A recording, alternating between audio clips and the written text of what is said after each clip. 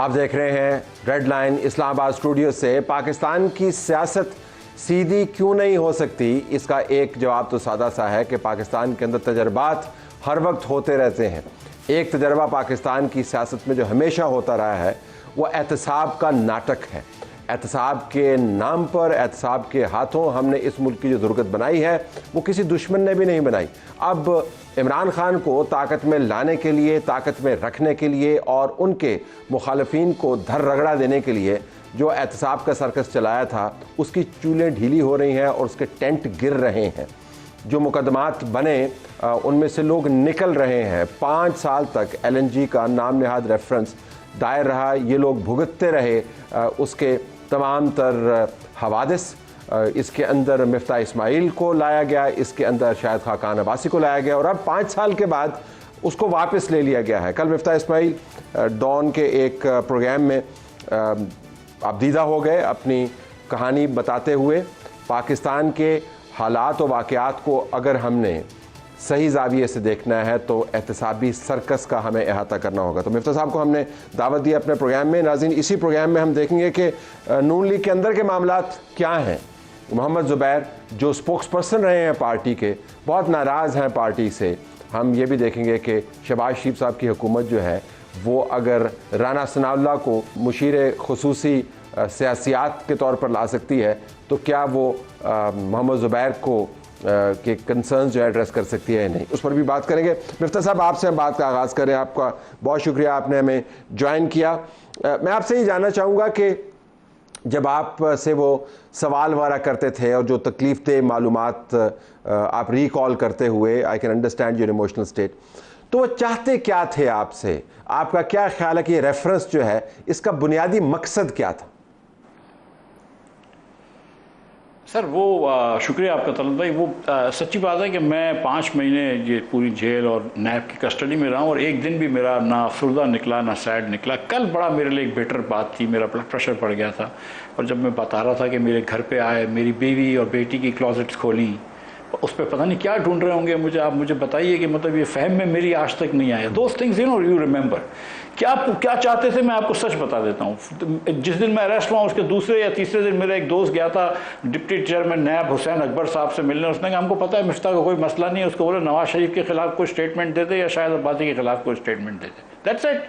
शाहिद अब्बासी ने मुझे जेल से ख़त लिख के भेजा था अपने बेटे के साथ, मरियम औरंगज़ेब के साथ, कि मेरे खिलाफ कोई बयान दे दे तो अपने आप को बचा ले। मैं कहा सर मैं ये कैसे कर सकता हूँ, मतलब मैं झूठ बोलूँ क्या? नहीं, क्या नवाज शरीफ के खिलाफ मतलब क्या बयान दे दे? मतलब आपके पास क्या ऐसी चीज़ थी, क्या बयान दे? मुझे नहीं पता सर। ये तो कमाल ये है, ईमानदारी की बात है कि नवाज शरीफ साहब को कभी पूछा भी नहीं होगा कि क्या हो रहा है टर्मिनल का। I mean we wanted the terminal to be set up, that's there is no doubt कि गैस की बहुत शॉर्टेज थी वगैरह वगैरह। But I don't even think कि मियां साहब नेवर इवन न्यू के रेट किसके रेट पे क्या हो रहा है किस तरह। I don't think he actually knew about. तो ये था कि मियां मोहम्मद नवाज शरीफ के बारे में आपकी गवाही आए कि उन्होंने इसमें से पैसे खाए हैं, इसमें घपले हुए हैं, और यही गवाही शायद जो मुझे बताया गया वो ये, मैं नहीं था, वो मेरे दोस्त से बात की थी कि या नवाज शरीफ के खिलाफ कोई बात कह दे या शाहिद अब्बासी के खिलाफ कोई बात कह दे, जो आपने नहीं कही जाहिर है, और आपने सब कुछ भुगता। तो कुछ थी भी नहीं कहने की ना, मतलब मैं क्या कहता। तो हमें इससे पता क्या चला, ये इमरान खान करवा रहे थे आपके ख्याल में? देखिए सर, ये मेरा ये ख्याल है कि खान साहब का यह बयानिया था कि मैं शाहिद अब्बासी को भी जेल में बंद कर दूंगा, और मतलब मेरे कुछ अखबारी नुमाइंदे दोस्तों ने मुझे कहा कि वो उनको ये भी बुरा लगता था कि मिफ्ता भी बहुत किट करता है, और इनका बयानिया था। मुझे ये भी पता है कि एक दिन फवाद चौधरी, शायद असद उमर भी थे, खालिद जावेद साहब अटर्नी जनरल भी इनके पास थे, और इन्होंने आके ये कहा कि मिफ्ता इस्माइल, शाहिद अब्बासी और एहसन इकबाल के ऊपर बहुत ज़्यादा भोंडे मुकदमे हैं और इससे पूरी नैब ख़राब हो रही है। तो इमरान खान का ख्याल जवाब था कि नहीं, मेरी सारा सियासी बयानिया ख़राब हो जाएगा अगर मैं इनको छोड़ दूंगा तो। सो इमरान ऑब्वियसली न्यू कि वी वर नॉट गिल्टी।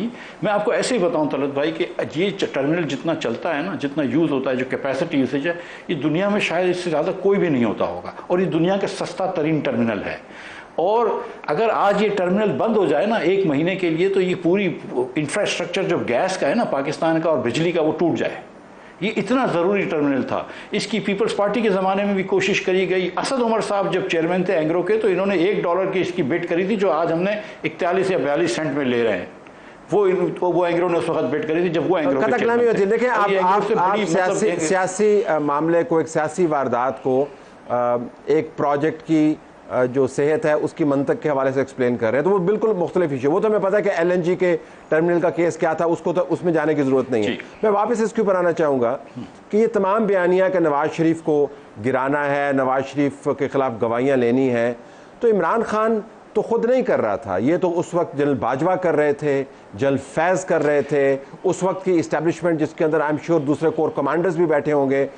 आप उनकी बात क्यों नहीं करते हैं? मुझे इस पर बड़ी हैरानी होती है, जानते हुए कि सर आप कर लें, सर मैं कर लें, आप मैं कसम खुदा की कर लें। अगर जनरल फैज़ इसमें इन्वॉल्व था तो वो भी गलत था, जनरल बाजवा इन्वॉल्व था वो भी गलत था। अगर जावेद इकबाल जो मैं समझता हूँ कि गंदा तरीन सुप्रीम कोर्ट का चीफ जस्टिस रहा हो, जिसकी ये ख़वातीन के खिलाफ टेपें हैं, जिसका एक बहुत ही मनफी किरदार रहा है मिसिंग पर्सन के उस कमीशन। लेकिन वो एस्टेब्लिशमेंट का दस्ते रास्त है। मैं आपसे ये जानना चाह रहा हूँ, वो एस्टेब्लिशमेंट का दस्ते रास्त है। नहीं बिल्कुल, आप एस्टेब्लिशमेंट की तरफ क्यों नहीं जाते हैं? और कल किसी ने तो सर आप बोले उसकी तरफ जाता हूं। मैं तो आपको ये यकीन दिला रहा हूं कि मेरी गुजारिश सुनिए कि इस वाले केस में, देखिए मैं इस वाले केस में सच्ची बात है, मैं आपको ये बोल चुका हूं कि पिछली एस्टेब्लिशमेंटों को बुराई करना तो बड़ा आसान होता है, सब करते हैं। अयूब खान बुरा था, याया खान बुरा था, हम तो अब भी कहते हैं कि ये 47 पे आए हुए हैं ये वाली हुकूमत, और हम सब जानते हैं कि कौन लेकर आया है।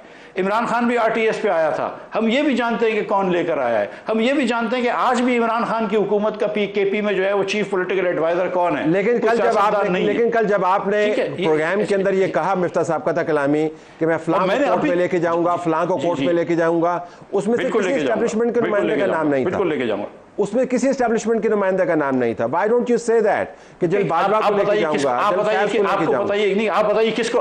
किसको लेके जाना है। आपके जो टॉर्मेंटर इन चीफ हैं, अगर वो एस्टेब्लिशमेंट, जो मुझे पता है, देखिए मैं तो एक दो लोग हैं तो मैं नाम भी, देखिए जो मुझे पता है कसम खा के मैं आपको बता रहा हूं, जो मुझे पता है, ठीक है, कि Imran Khan personally wanted Shahid Abbasi to be in jail, and वो मतलब उनका केस ये बनता है कि अगर मिफ्ता के ऊपर प्रेशर डालो, ठीक है। And Shahzad Akbar was the man who was doing go between chairman NAB and Imran Khan, ये आपको पता है, ठीक है। बहुत सारे इमरान खान ने बाजवा साहब के और फैज साहब के साथ मिलकर गलत काम करवाए, बहुत सारे, इसमें कोई डाउट नहीं है। ये वाले काम जो है वो इमरान खान ने शहजाद अकबर के थ्रू जावेद इकबाल से कह के करवाया है। ये जावेद इकबाल इमरान खान का आदमी था, शहजाद अकबर इमरान खान का आदमी था। यू जेन्युइनली बिलीव दैट कि यानी इमरान खान के जाने के बाद जो है जावेद इकबाल साहब इसी मुल्क के अंदर आराम से मुकीम है, इमरान खान जेल में है, तो जावेद इकबाल साहब इमरान खान के आदमी हुए या एस्टेब्लिशमेंट के आदमी हुए? जावेद इकबाल जो थे वो बिल्कुल आप ये जानते हैं कि पीपल्स पार्टी और मुस्लिम लीग ने मिलकर लगवाया था, और ये शाहिद अब्बासी ने बहुत बड़ी गलती की थी, लेकिन शाहिद अब्बासी से ऑब्वियसली कहा गया था कि ये करो। और मैं आपको ये भी बता रहा हूँ कि खुर्शीद शाह भी बोल रहा था कि ये क्या कर रहे हो, लेकिन मजबूरन करना पड़ा, दोनों तो ऊपर से प्रेशर था। और वो ऑब्वियसली वो आदमी टर्न हो गया, और जो भी जिस किस्म के वीक लोग होते हैं, जिनकी खुद मॉरल और फाइनेंशियल करप्शन होती है, वो तो फॉरेन एस्टेब्लिशमेंट के लोग बन जाते हैं, और ये इनका बिल्कुल बन गया। उसके बाद आपको ये भी पता है कि जावेद इकबाल की एक टेप आई थी, और उसके बाद तो वो इमरान खान के पर्सनल असिस्टेंट की तरह होकर रह गया, उसका नाइब कासिद होकर रह गया था। और जावेद इकबाल को मतलब हो सकता है कि जनरल फैज ने भी फोन किया, मुझे नहीं पता है, लेकिन मैं आपको ये यकीन दिला रहा हूं कि ये वाले केस के अंदर ये इमरान खान का पर्सनल वेंडेटा था, और ये शुरू से ये मुस्लिम PTI वाले लेके आए थे LNG, जबकि ये फौजियों को तो एक्चुअली पता थी कि LNG की कितनी जरूरत है। नैब कौन कंट्रोल कर रहा था इमरान खान के दौर में? सर नैब जनरल मुशर्रफ के जमाने से आज तक नैब आप नहीं, अब आगे है ना, जनरल मुशर्रफ तो नहीं है ना, आपको ये भी पता नहीं। सुने मेरी बात, आपने नहीं मेरी बात सुने, और नैब ने कभी करप्शन नहीं रोकी है, ये आपको भी पता है। लेकिन आप ये मेरे ऊपर क्यों ऑनर्स डाल रहे हैं? आप आज फिर ये क्यों नहीं बात करते कि आज क्या हो रहा है? ये भी तो बात करें ना कि फिर आज क्या हो रहा है। आप पुरानी एस्टेब्लिशमेंट की बुराई करना तो बड़ा आसान है तलत भाई, आज की एस्टेब्लिशमेंट की फिर बात करें ना। मैं दरअसल चूंकि मैं एंकर हूं तो मैं बतौर तजिया निगार इसमें बात नहीं कर सकता, लेकिन मेरे ख्याल में your witness to the fact कि जब एस्टेब्लिशमेंट बहुत तगड़ी थी तो हमने उसके बारे में क्या क्या बातें की और उसके नतायज क्या भुगतने पड़े, लेकिन वो अलहदा स्टोरी है। इंतखाबात के नतायज की रात से हम ये मैं आपको बताऊं और मैं आपको इन फेयरनेस बताऊं कि ये चेयरमैन नैब जो है, I am grateful to this chairman NAB कि इसने कम से कम ये सोचा कि यार ये गलती कर रहे हैं हम, और इसने किया, ये नहीं कर सकता था। देखें, हम जब पिछली हुकूमत आई थी पीडीएम की, तो बहुत सारे लीडर ने अपने अपने केस ख़त्म करवा दिए। शाहिद अब्बासी और मैंने तो कभी एप्लीकेशन भी दाखिल नहीं करी थी, ना 265 की एप्लीकेशन दाखिल करी थी, ना तो एक ऐसा निजाम मिफ्ता साहब जिसके अंदर फॉर्म 47 के जरिए हुकूमतें बनती हैं, उसमें नैब का चेयरमैन आज़ाद है, ये कैसी आप बात कर रहे हैं? आप ये कैसे इस इशू को निगेट करेंगे कि मौजूदा इस्टेब्लिशमेंट ने आपकी जमात को बनवाने के लिए ये नैब के चेयरमैन को कहा कि आप ये रेफरेंस वापस ले लें, आपके लिए स्पेस क्रिएट की?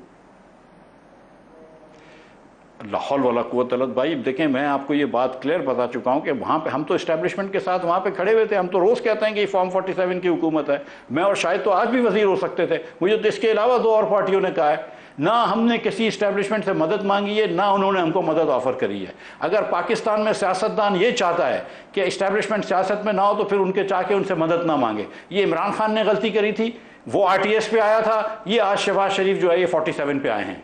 लेकिन ये लोग ये करेंगे आजाद है, तो जो आपको लेकर आया वो आपको लेकर जाएगा। गुजारिश ये कि जो आपको लेकर आए, आज का नैब का चेयरमैन आजाद है, आई एम श्योर। लेकिन नहीं बिल्कुल नहीं, मैं ये कह रहा हूं कि इस नैब के चेयरमैन ने कम से कम मेरी इंक्वायरी करवा दी, ये वाली इंक्वायरी करवा दी इसने, और उसके अंदर कोई सबूत नहीं है। और ये मैं आपको बताऊं, ये दुनिया का बड़ा तरीन केस था। मैं इनको आज तक एक टर्मिनल नहीं मिला है जो इससे सस्ता हो दुनिया के अंदर।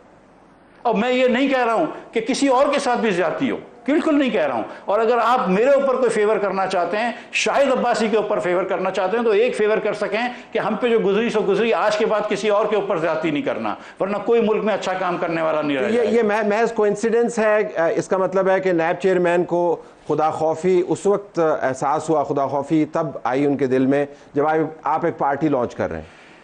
I mean how does that work? यार मेरे भाई, मैं 1 साल से ये पार्टी 1.25 साल से बात कर रहे हैं री इमेजिनिंग पाकिस्तान का, और ये पार्टी और इस केस पे क्या है, देखें मैं जेल जा चुका हूँ, इस केस में दोबारा जेल जा नहीं सकता हूँ। ठीक, मैं लॉयर्स के पैसे दे चुका हूँ, इस केस के अंदर दोबारा मुझे देने की जरूरत नहीं है। मैं बेल करवा चुका हूँ, मुझे हेयरिंग से एग्जेम्पशन मिल चुकी है। केस चलता रहे तो चलता रहे, हमारी भला से। अभी तो 14 विटनेसेस हुए हैं, 125 विटनेसेस उनके हैं, उसके बाद हमारे विटनेसेस भी होंगे।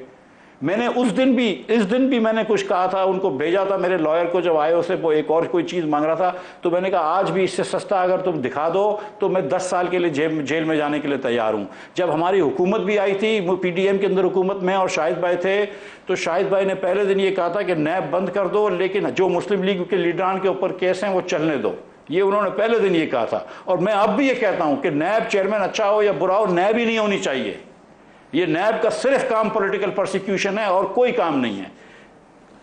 फवाद चौधरी का ट्वीट आपने देख लिया होगा। वो आपके ट्वीट के जवाब में उन्होंने कहा कि जब हमारे साथ ये सब कुछ हो रहा था तो किसी और ने आवाज़ नहीं उठाई, और आपने भी अपनी जमात के साथ और PTI से ये शिकवा किया कि ये जो लोग हैं वो इंटेलेक्चुअली ऑनेस्ट और मॉरल करेज होनी चाहिए पाकिस्तान की सियासत में, विच इज़ मिसिंग।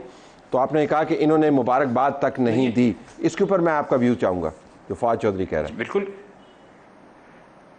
बिल्कुल, देखिए मैं उसका मैंने ट्वीट फवाद का देखा नहीं, अभी मैं देख लूँगा। मैं गुजारिश आपसे करता हूँ कि मुस्लिम लीग के लोग मुझे प्राइवेटली मुबारकबाद देते हैं। भाई तुम्हें तो मॉरल करेज होनी चाहिए ना। आज मैं तुम्हारी पार्टी में नहीं हूँ, लेकिन चोर तो नहीं हो गया हूँ ना। तो बोलो, खुल के बोलो कि यार मिफ्ता और शाहिद मुबारक हो तुम लोगों को। ख्वाजा आसिम ने किया ट्वीट, आपने देखा नहीं? इंटेलेक्चुअल करेज नहीं आई? नहीं, मैंने नहीं देखा है। ख्वाजा आसिम ने ट्वीट किया है जिसमें उन्होंने कहा है, मैं पढ़ देता हूँ आपको, मैं पढ़ देता हूँ। शाहिद खाकान अब्बासी और मिफ्ता इस्माइल और उनके साथ और मोहतरम साहबान की बरीयत, उनकी बेगुनाही का एतराफ़ और रेफरेंस का गलत होना एक और बहुत बड़ा सबूत है कि इमरान खान ने किस तरह नैब के इदारे को अपनी अना की तस्कीन और मुखालफिन को टारगेट करने के लिए इस्तेमाल किया। आज एक बड़ी तादाद इमरान खान की बेगुनाही की दुहाई देती है। जब IK ने बेगुनाह लोगों को महीनों नहीं सालों कैद रखा, उस वक्त उसका ज़मीर मुर्दा था। आखिर में ये कह रहे हैं, शाहिद अब्बासी, मिफ्ता इस्माइल इस झूठे केस में दूसरे लोगों को मुबारक हो, अल्लाह ने हौसला दिया और मदद फरमाई। देखिए मैं आपको एक बात बताऊँ, मैंने नहीं देखा था ख्वाजा साहब का tweet. I will say and I thank him for them on this forum, और मैं ट्वीट पे भी थैंक यू करूँगा ख्वाजा साहब का। लेकिन मेरी गुजारिश तो नहीं है, अभी कोई हमाद ने भी ट्वीट किया, मैं उसका भी जवाब दूंगा। देखिए PTI जो है वो हैमर के नीचे है आज, इसमें कोई डाउट नहीं है, ठीक है। मैं और शाहिद अब्बासी ये कहते हैं असर आम, और जबकि हमारी बहुत दोस्तियां हैं, बड़ी पुरानी दफाकतें हैं PTI वालों के, PMLN वालों के साथ, कि यार ये हुकूमत जो है ये 47 की है। हम ये भी कहते हैं कि ये RTS की हुकूमत PTI की थी। पीटीआई को ये चाहिए कि इससे पहले कि मिफ्ता इस्माइल को लेक्चर दे, चाहे वो फवाद चौधरी हो या कोई भी और हो, कि तुम हमारे खिलाफ जो जुल्म हो रहा है उस पर बात करो, पहले आप जाके ये तो बात करो कि ये हमने गलतियां की हैं। 2008 के बाद मुस्लिम लीग के पास एक मॉरल क्लैरिटी थी। मुस्लिम लीग जो थी वो ईमानदारी से सियासत कर रही थी। ईमानदारी से मुराद है कि अपनी खुद की सियासत कर रही थी, इस्टेब्लिशमेंट की सियासत नहीं कर रही थी। वो मॉरल क्लैरिटी इन्होंने अब खो दी है मुस्लिम लीग ने, ये हम सबको पता है। लेकिन ये जो सेकंड टाइम जो पोस्ट मुशर्रफ जो ये सियासत में गंद आई है, ये पीटीआई लेकर आया है। ये 2014 का धरना क्या इंडिजिनस धरना था? ये ऑर्गेनिक धरना था? ये जो 2018 से पहले जो ये मुहिम करी थी, जो 2017 में नवाज शरीफ को निकाला था, क्या ये गलत बात नहीं थी? तो ये जो पीटीआई वाले जो दोस्त हैं और वो जो 6 जजेस के लेटर की बात करते हैं, और सही बात कही गई है उस 6 जजेस के लेटर में, वो बात दुरुस्त है और उसको उस पर वजन देना चाहिए। लेकिन उनको फिर ये भी कहना चाहिए कि यार ये जो शौकत सिद्दीकी साहब के साथ बात वो भी ज्यादती थी। You cannot have it one way. मैं और शाहिद भाई तो ये कहते हैं, और मैंने टीवी पे कहा है कि ये इद्दत का केस जो इमरान खान के खिलाफ है, ये भोंडा केस है। ये केस 1400 साल में मैंने कभी नहीं सुना है कि मूसा इस्लाम की तारीख में किसी के ऊपर हुआ हो। लेकिन अगर इमरान खान साहब ये घड़ियों की कीमतें अंडर वैल्यू कराकर घड़ियां खरीद रहे हैं, जो एक तो वैसे ही आपको 20% में मिल जाती है, लेकिन आप अगर मजीद और कर सकते हैं तो फिर वो लीगल नहीं है। अगर आप, अब मैं नाम आपके चैनल पर लूंगा और शायद वो बीप हो जाएगा, लेकिन एक बहुत बड़े टाइकून को 190 मिलियन पाउंड वापस कर देते हैं, मलिक रियाज की बात कर रहे हैं आप? तो वो तो गुड कॉन्शियसली में, जी मलिक रियाज की बात कर रहा हूँ, लेकिन एक अमूमन चैनल जो है वो कर देते हैं, तो मैंने कहा कि नाम नहीं लेता हूं, हम पूछ नहीं करेंगे। तो मलिक रियाज के जो चले, शुक्रिया आपका, ठीक है। जो मलिक रियाज साहब को आपने पैसे वापस करे इमरान खान साहब ने, वो बड़ी फरादिली उनका मुजाहरा किया। तो मैं आपसे गुजारिश ये कर रहा हूँ कि मैं इस पर तो नहीं कह सकता हूँ ना कि ये गलत कर रहा है। अब मैं ये तो नहीं कह सकता कि यार ये हैमर के नीचे इमरान खान के साथ प्रोसिक्यूशन हो रही है। किसके हैमर के नीचे? सर एस्टैब्लिशमेंट के हैमर के नीचे है, और किसके हैमर के नीचे आते? मतलब मेरी हैमर के नीचे मैं ये आपसे गुजारिश करना चाहता हूं कि मेरा पर्टिकुलर केस, मुस्लिम लीग ऑब्वियसली नवाज शरीफ को जब निकाला गया था तो वो बाजवा साहब की और फैज साहब की वजह से निकाला गया था 17 के अंदर, इसमें कोई डाउट नहीं है। इमरान खान की इतनी पहुंच नहीं थी, इमरान खान उस वक्त अपोजिशन लीडर था और इमरान खान के पास इतनी इमरान की औकात नहीं थी कि नवाज शरीफ को निकलवा सके। लेकिन मिफ्ता इस्माइल को इमरान खान ने डलवाया है। आप जितना उसको जस्टिफाई कर लें, बात सच्ची है। आज पीटीआई के लोग भी बाजवा साहब को बड़ा वो कर देते हैं, वो ब्लैक शीप बना के देते हैं। फैज साहब का नाम नहीं लेते क्योंकि उनसे अभी भी दोस्ती चल रही है। जो हमारा दोस्त है वो सोना है और जो हमारा दुश्मन है वो बुरा हो गया है। लेकिन सच्ची बात है कि मिफ्ता इस्माइल को इमरान खान ने बंद करवाया था। इसके अंदर बाजवे का कसूर नहीं था। इसमें बाजवे का कसूर नहीं था? इमरान को लाने में बाजवे का कसूर था, लेकिन मुझे बंद कराने में नहीं था। और ये आपको कैसे पता है? सर क्योंकि मुझे ये पता है कि इमरान खान का ही शौक था मुझे बंद कराने का। ठीक, मुझे ना बाजवा साहब ने आके बताया ना इमरान खान साहब ने आके बताया। मुझे ये भी पता है, मैं आपको जो चीज़ मुझे इंटरनल पता है कि एक मीटिंग में जिसमें अटॉर्नी जनरल उस वक्त के खालिद जावेद थे, जिसमें फवाद चौधरी मौजूद थे, जिसके अंदर शायद असद उमर भी मौजूद थे, जिसमें शायद परवेज खटक भी मौजूद थे, और उस वक्त उनको कहा गया इमरान खान को कि ये तीनों केस, एहसन इकबाल का केस, मिफ्ता का केस और शाहिद का केस, कोई केस ही नहीं है। तो उन्होंने कहा नहीं ये तो मेरा सियासी बयानिया खत्म हो जाएगा। अच्छा, उसमें बाजवा मौजूद नहीं थे, उसमें इमरान खान मौजूद थे। तो सारी दुनिया की, मैं आपसे गुजारिश ये कर रहा हूं कि सारी सर एक गुजारिश सुन लीजिए कि सारी दुनिया की बुराइयां जो है ना वो एस्टैब्लिशमेंट पे ना डालें, चाहे वो पुरानी हो या नई हो। कभी सियासी लीडरान की भी गलती है। हम जो सियासी लीडर पार्टी बना रहे हैं ना, उसमें मुख्तलिफ चीज़ यही है कि हम जो है ना वो ना किसी से मदद मांगेंगे, ना हमको वैसे किसी ने मदद ऑफर की भी नहीं है, लेकिन हम किसी से मदद नहीं मांगेंगे। अगर हमारा बयानिया लोगों को पसंद आया तो आ जाए, नहीं आया तो कोई मसला नहीं, अल्लाह खैर करेगा। लेकिन 47 के थ्रू या आरटीएस के थ्रू हुकूमत में नहीं आएंगे। तो आपकी मीटिंग कैसी रही एक्स गवर्नर इशरतुल इबाद से? सर गवर्नर इशरतुल इबाद से 2-2.5 महीने पहले उन्होंने मुझे, मैं दुबई गया था तो उन्होंने खाने पे बुलाया था, वो खाना खाया था। सियासी उसके ऊपर डिस्कशन हुई थी पार्टी के हवाले से। सच्ची बता रहा हूँ कि कोई बात नहीं हुई थी। पार्टी का जो एक्चुअल फैसला जो था वो पिछले 2 हफ्ते जो मैं इस्लामाबाद में अब रहा हूँ तो उस पर थोड़ा सा ये ज़्यादा आगे बढ़ा है। और इशरतुल इबाद साहब से पार्टी के बारे में कोई ऐसी कोई बात नहीं हुई है। आपकी पार्टी में और कौन लोग मुमकिन तौर पर आ सकते हैं नून लीग से या इर्द गिर्द से? देखिए मेरी बात सुनिए, ये पार्टी ना मुस्लिम लीग के कोई नाराज़ लोगों का ग्रुप है और ना शायद अब्बासी मेरी मुस्लिम लीग से कोई नाराज़गी है। हमारी रायें अलग हो गई हैं लेकिन हमारी कोई नाराज़गी नहीं है। मुझसे तो मुस्लिम लीग ने उस वक्त भी वजारत ऑफ़र करी थी और वजारत ना भी ऑफ़र करें तो वो भी उनका हक है, कोई ज़बरदस्ती तो नहीं है।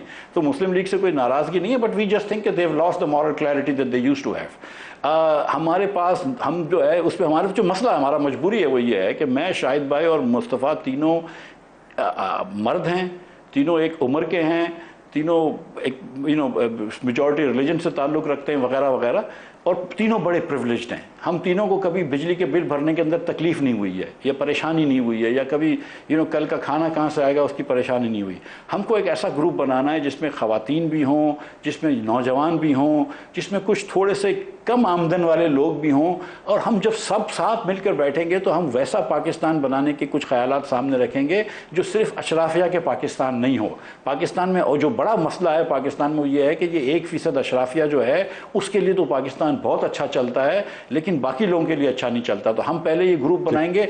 हमको सियासी लीडरान, मैं आपको यकीन दिला रहा हूँ कि लाना बड़ी मुश्किल नहीं है, बहुत सारे लोग ला सकते हैं जिन चेहरों को आप जानते हैं, लेकिन हम प्रोफेशनल्स को लेके आना चाह रहे हैं जिनका सियासत से ताल्लुक नहीं है लेकिन जो इस मुल्क से मायूस हैं। हम कह रहे हैं कि तुम भी आओ, हाथ बटाओ, चलो अच्छा करते हैं। Okay, I have to leave it there. Miftah साहब, आपका बहुत शुक्रिया, आपने हमें ज्वाइन किया। नाज़रीन, आप मिफ्ता इस्माइल की बातें सुन रहे थे।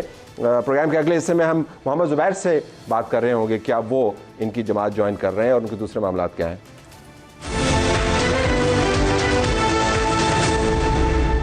प्रोग्राम में खुशामदीद नाज़रीन। अब बात करते हैं मोहम्मद ज़ुबैर से, साबिक गवर्नर सिंध और एक वक्त में PMLN के मरकज़ी लीडर, लेकिन आजकल नाराज़ हैं। नाराज़गी फिर मैं अभी आता हूँ आपसे। जी जी, अगर है नाराज़गी तो आप खाकान अब्बासी साहब की पार्टी ज्वाइन कर रहे हैं? I haven't decided. Haven't decided? तो ये ना यस है नो है? ना यस है ना नो है, एटलीस्ट एट दिस स्टेज। तो क्यों इतना तजब्जुब क्यों है? वो तो पार्टी नहीं बना रहे हैं। मिफ्ता साहब इन लोगों के साथ आपने काम किया हुआ है, उनका बयानी आप जैसे ही। दोनों बहुत अच्छे लोग हैं, वो बहुत आउटस्टैंडिंग लोग हैं और मेरे साथ वो भी है अच्छा उनके साथ हमेशा से। मिफ्ता तो कराची का है, सो आई मीन ऑब्वियसली आजकल बातें भी आप एक ही जैसी कर रहे हैं, बातें पार्टी के बारे में। तो मैं जानना चाह रहा हूँ तो उसमें नहीं, लेकिन सिर्फ ये एक कॉमन ग्राउंड तो नहीं हो सकता पार्टी ज्वाइन करने का कि we are opposing a parent और ओरिजिनल पार्टी। भाई what does it this stand for, that is the key. आप चाहेंगे क्लैरिटी ज्यादा हो, ज़्यादा क्लैरिटी हो इकोनॉमिक प्रोग्राम के हवाले से। देखे ना, एक इमरान का फॉर एग्जांपल एक ज़माने में 2012 में किसी ने कहा था, उन्हीं की पार्टी के जो बहुत बड़े सीनियर रहनुमा बाद में बने थे, कि इमरान का जो अच्छी चीज़ है, he knows all the problems about Pakistan, but जो ख़राब चीज़ है, he has solution to none. ठीक है। तो वो जब ये कहता था ना कि डेनमार्क का प्राइम मिनिस्टर साइकिल में जाता है, so exactly what do you mean? आपने मिफ्ता और खाकान को 2012 के इमरान से मिला? नहीं, लेट मी नॉट से। मैं ये कह रहा हूँ, तो I am waiting for the solutions. I am sure they are conspiring. देखिए, ये बहुत बड़ा एक स्टेप होता है एक पॉलिटिकल पार्टी ज्वाइन करना। 2012 में भी बहुत बड़ा स्टेप था, बट इतना बड़ा नहीं था जितना अब होगा। I mean I am towards the end of my career और व्हाटएवर। तो जाहिर है सोच समझ के आपको उठाना। तो आप तो पार्टी छोड़ना भी या पार्टी से अलग होना है, नाराज होना भी बड़ा स्टेप होता है ना? बहुत बड़ा स्टेप होता है, बहुत ज़्यादा बड़ा स्टेप होता है। आई थिंक मैंने तो कभी भी नहीं सोचा था। मेरा ख्याल है म्यूचुअल ही था। उनकी नाराज़गी पहले थी और मेरी बाद में बनी। लेकिन उन्होंने कभी आपके बारे में बात नहीं की, आपने उनके बारे में बहुत बातें की। मैंने कभी नवाज शरीफ के बारे में नहीं बात की, पार्टी के बारे में बहुत बातें की। पार्टी के बारे में देखे ना, मैं सिर्फ ये कह रहा हूँ कि ये बिल्कुल बहुत बड़ा स्टेप होता है कि आप पार्टी की पॉलिसीज़ के बारे में पब्लिकली बात करें। एक जो मैंने सबसे पहले की थी, वो की थी प्राइवेटाइजेशन पर, which after several years I thought people of Pakistan must know. क्योंकि मेरा सबसे पहले एक तो नाम खराब हो रहा था और दूसरा ये था कि पाकिस्तान के इकोनॉमिक चैलेंजेस में ये सबसे तकरीबन ऊपर 3-4 चैलेंजेस में है। सो हुआ क्या था, where did we went wrong? तो निजकारी को स्कटल करने वाला कौन था? तो मैंने बताया था कि निजकारी का हमने तो जिस मेहनत से और जिस लगन से और जिसमें मियां नवाज शरीफ की फुल सपोर्ट थी। अब हो रही है निजकारी जी, अब हो रही है निजकारी। ये तो अब जाहिर है अल्लाह करे हो जाए, बट 9 years ऑन अगर हो जाए तो बहुत अच्छी बात है। बट 9 साल का जो तबाही है, 9 साल, एक सेकंड, PIA का इस साल का लॉस था 100 बिलियन रुपीस। ओके, सो 9 साल का आप कंपाइल करें, मैं जिसमें ये 9 साल की में 4 साल वो इमरान खान के भी शामिल है। एक मैं आपको एग्जांपल दे देता हूँ जो अफसोसनाक तरीन बात है। अगर आपका कोई इन्वेस्टर इवन सऊदी अरेबियंस और एनीवन और IMF से यार मुझे ये बता दें, स्टील मिल पिछले 9 साल से बंद पड़ी है, आप हर महीने चेक काट के वहां देते हैं। जब आप इतना छोटा सा फैसला नहीं कर सकते तो आप इतने मोटे मोटे बड़े बड़े रिफॉर्म्स लेकिन कहां तो से उस करेंगे? वक्त भी बंद थी जब आप हाँ मैं कह रहा हूं ना, मैंने तो ये वजह तो नहीं बन सकती ना कि स्टील मिल बंद थी, PIA प्राइवेटाइज नहीं हो रही थी, तो लिहाजा मैंने ये वजह नहीं बिल्कुल ये बात नहीं थी। एक होता है प्रोसेस होता है, it's not just a one meeting और वन रीजन, एक प्रोसेस होता है। जो प्रोसेस होता है, देखें जो मेरा और मरियम नवाज के हवाले से मैं उनके साथ होता था, ठीक है ना, मुज़ाहमती बयानी के साथ खड़ा था, मैं उनका स्पोक्स पर्सन था, मैं मियां नवाज शरीफ का स्पोक्स पर्सन था in the worst of times. एक तरफ पिंडी, दूसरी तरफ नवाज शरीफ और मरियम नवाज, उनके जो हमले थे वो मैं वो लाइन में खड़ा होता था, ठीक है, और मैं भरपूर अंदाज में सपोर्ट भी करता था। मरियम नवाज जब पहली दफ़ा निकली हैं बाहर, पहले तो वो कहते थे ना ट्विटर अकाउंट वगैरह बंद है, 5-6 लोग से ज़्यादा, मैं नाम नहीं ले सकता, बाकी सारे तो जाती उम्र से 15 किलोमीटर करीब नहीं आते थे। सो मैं मरियम नवाज के साथ था, उनको बाहर निकाला, उनके खुद इनिशिएटिव था, मैं ये नहीं कह रहा। फैसलाबाद और कोट मोमिन, सरगोदा, पाकपतन, जहाँ भी जलसे वलसे करते थे, वो था इब्तिदा। जब सेंसरशिप थी, जब फैसलाबाद में पहला था Talal Chaudhry is a witness, Talal Chaudhry ने ही वॉलंटियर किया था कि आप फैसलाबाद पहले आएँ। तलाल चौधरी वगैरह ने भेजा मैसेज कि वो सारे अंडरग्राउंड चले गए, छापे पड़ने शुरू हो गए, ये माहौल था, टिकर नहीं चलता था। उस वक्त हम पहले पहुंचे और हमने जाके वो बिल्टअप किया, व्हाटएवर। और लास्ट मरियम नवाज का वोट ऑफ नो कॉन्फिडेंस से पहले जो लास्ट उनकी पॉलिटिकल एक्टिविटी थी वो थी महंगाई मुकाओ मार्च। 26 मार्च 2022 को शुरू हुई थी, जिसमें हमजा भी थे कंटेनर पर, मरियम नवाज थी, मरियम औरंगजेब थी, मैं था, दानियल अजीज था, मुसद्दिक मलिक था। तो मैं तो लास्ट तक गया था, मैं तो लास्ट तक किया था। जुबैर, जो सुनने वाले हैं उनको ये इंप्रेशन मिलेगा कि जिस तरह आपने ये सारा काम किया और मरियम का जलसे कोरियोग्राफ किया, कोई एक आप बता दें जलसा आप गिलगित बल्तिस्तान और आजाद कश्मीर मिला के? दी ना जुबैर, पार्टी ने आपको जगह दी, आप हाँ तो और क्या, मैं अपनी तरफ से तो नहीं कह रहा, नहीं, आपको प्रोमिनेंस दी, आपको स्पेस दी, और उसके बाद आपको गवर्नर बनाया, आपको सब कुछ दिया ना।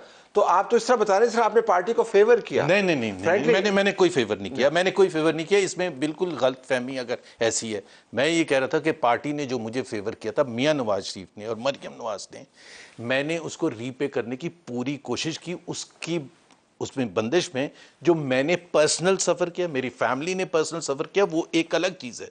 No one else suffered that. And by the way, जो आप कह रहे हैं ना, जब स्पोक्स पर्सन बनाना था ना, this is 10 days before Gujranwala, जब उनका बयानिया सख्त से सख्तर होता जा रहा है, जब उन्होंने बताया था ना कि मोहम्मद जुबैर को मैं अपना मरियम नवाज का स्पोक्स पर्सन बनाना है, तो काफ़ी लीडरशिप ने थोड़ा सा इतराज़ किया था कि भाई ये तो मियाँ साहब ने कहा था कि ये अब इतना सख्त बयानिया होगा, आप लोग कोई और सजेस्ट कर दें नाम जो मेरा बयानिए का बोझ उठा सके। तो there was quite, there was silence. तो सिर्फ एक मोहम्मद जुबैर था। मैंने नहीं कहा था कि मैं करूंगा, but I was left with no option, but obviously I willingly and I did everything.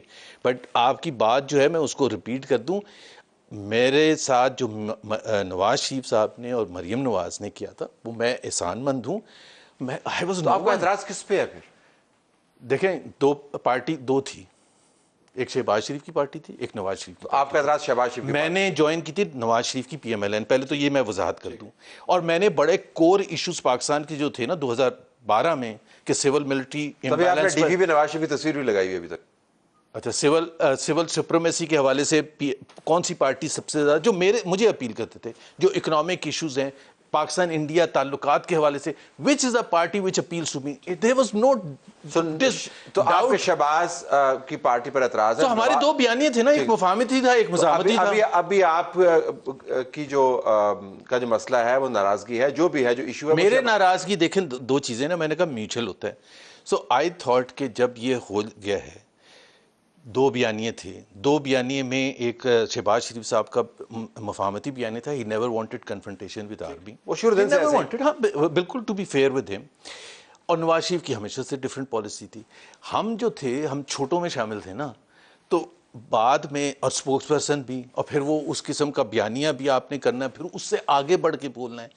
Don't forget, जब for example just one incident captain Safdar को अरेस्ट किया था कराची में, तो उस वक्त जो पब्लिक इंफॉर्मेशन दी थी, जिसकी वजह से रिएक्शन हुआ था, वो किसने दी थी? मोहम्मद ज़ुबैर ने दी थी। मैं ये नहीं कह रहा कि मैंने कोई एहसान किया था, but everyone else in the room was quiet when Maryam said कि हमें ये हामिद मीर को आप बीपर दें। तो वो बड़ा सख्त था, वो कोई आसान काम नहीं था, उसका रिएक्शन भी होता था, एक दफ़ा नहीं होता था, कंसिस्टेंटली होता था।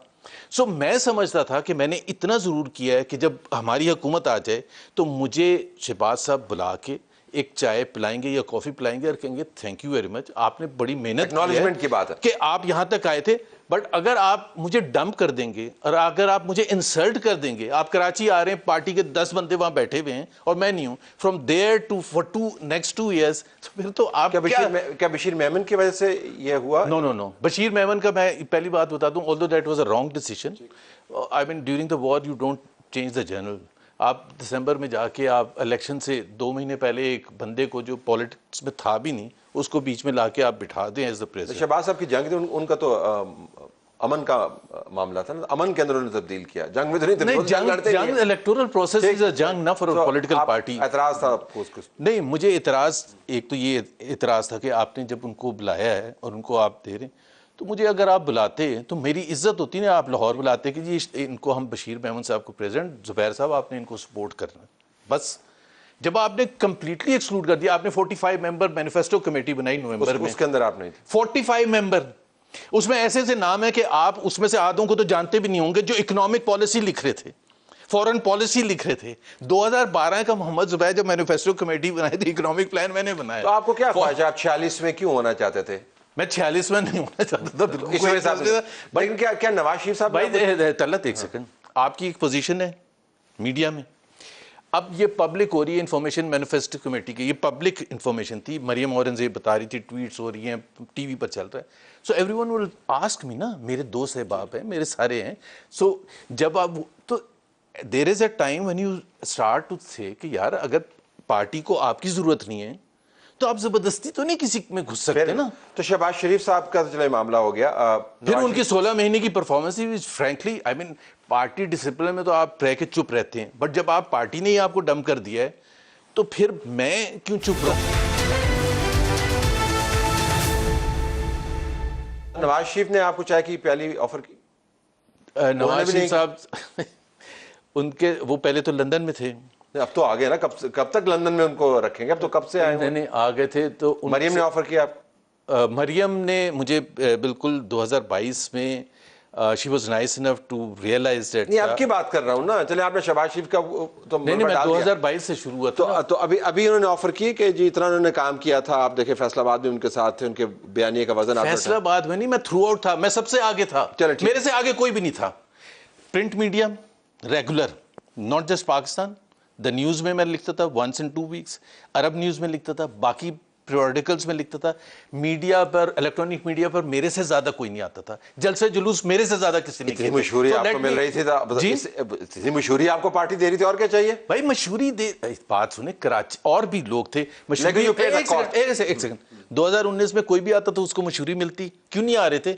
आई don't want to name names, but क्यों नहीं आ रहे थे? सिवाय 4-5 लोगों के। मुझे ख्याल था कि आपकी जनरल बाजवा के साथ नहीं, वो उस वक्त जनरल बाजवा को कोई ख्याल था कि आपके भाई साहब जो है वो फौज के अंदर हैं, तो well connected, so in a way you are qualified. गलत, 2019 में उन लोगों की बात कर रहा हूं जो जब मरियम नवाज निकली थी और उनके साथ साइड जो थी, जो उनके साथ खड़े होने के लिए तैयार नहीं थे, तो उस वक्त तो किसी ने नहीं कहा था कि आपको मशहूरी के लिए बुला रहे हैं। वापस आ जाए तो शहबाज शरीफ साहब तो बाय द वे ये भी मैं आपको बताता हूं ऑन रिकॉर्ड, 25 तारीख की रात को जब इलेक्शन हुआ था 2018 में, उस वक्त ये फैसला हुआ था, मैंने प्रपोज किया था I am resigning, and Shahbaz साहब ने कहा, वहां बैठे थे, कि सारे गवर्नर्स करें रिजाइन और प्रेसिडेंट साहब भी करें और जुबैर साहब आप 24 आवर्स में इंप्लीमेंट करें। All others refused, all others refused. I am putting it on record and Shehbaz Saab knows, and after 24 hours I wrote it down and said, as per your directions, I reached out to all the governors and the president, and in presence of all the governors we met the president, all refused, so I am going back to Karachi and resigning as a symbolic gesture कि जी against जो elections में हुआ हमारी party के साथ हुआ था, I was a technocrat, I could have easily walked away. मैं अपना कोई एहसान नहीं कर रहा, पार्टी ने मेरे से ज़्यादा एहसान किए, मैं उसकी कोई वो नहीं कर रहा। तो वापस आए ना, शहबाज शरीफ तो हुए, नवाज शरीफ और मरियम नवाज ने फिर आप जुबैर द वेलिएंट वॉरियर, उसको क्यों नहीं चाय पे बुलाया? देखें, वो तो मुफाहमती मुजामती बयानियाँ एक हो गया। तो अभी बयानिया क्या है? How do you see the party बयानिया? मुफाहमती मुकम्मल तो मुफाहमती। अच्छा सुने ज़रा, मैं सबसे इंटरेस्टिंग बात हो, जब मैं गया मिलने के लिए चीफ के साथ, तो आई was not suppose, after it was revealed by the ISPR chief कि आए थे, बिकॉज एक जंग शुरू हो गई थी। I don't want to go into that details of whatever was the reason behind that thing कि वो ISPR चाहिए। वो रोज़ मिलते हैं, आपको पता है चीफ के साथ कौन नहीं मिलता। Why Mohammad Zubair in the last 50 years वो सिंगल्ड आउट कि जी वो आए थे और ये बात करने के लिए आए थे। तो because the rest of the party did not know and I was not suppose to then tell them कि जी मैं क्यों गया था और किसके कहने पर गया था, तो मुझे शो कॉज भी मिल गया। और मैं इतना शरीफ आदमी था कि मैंने अपनी बीवी और बच्चों को नहीं बताया कि मुझे शो कॉज, बिकॉज वो कहते हैं ये क्या हुआ, आप गए किसी के कहने पर, आपने रिस्क लिया, आपने उनके साथ एक खामखा की जंग कर ली और शो कॉज आपको मिल रहा है। तो बट दैट वाज पार्टी का था। तो परमानेंटली ओवर है आपका जमात का मामला? अगर if the party of Nawaz Sharif is back with its principles that stood for all those अभी पार्टी के प्रेसिडेंट बन रहे हैं, अभी उनके पुराने स्टालवॉर्ट्स जो हैं, मसलन जो राना सना है, उनको सियासी मुशीर के तौर पर लिया जा रहा है। कहना आसान होता है, सिविलियन बालादस्ती की जंग is a very very important aspect in Pakistan politics going forward, not just in the past. कि हम किस किस्म का पाकिस्तान, हमारा आइन क्या कहता है, कायदे आज़म क्या चाहते थे, वो चाहते थे सिविलियन बालादस्ती हो, यही है ना।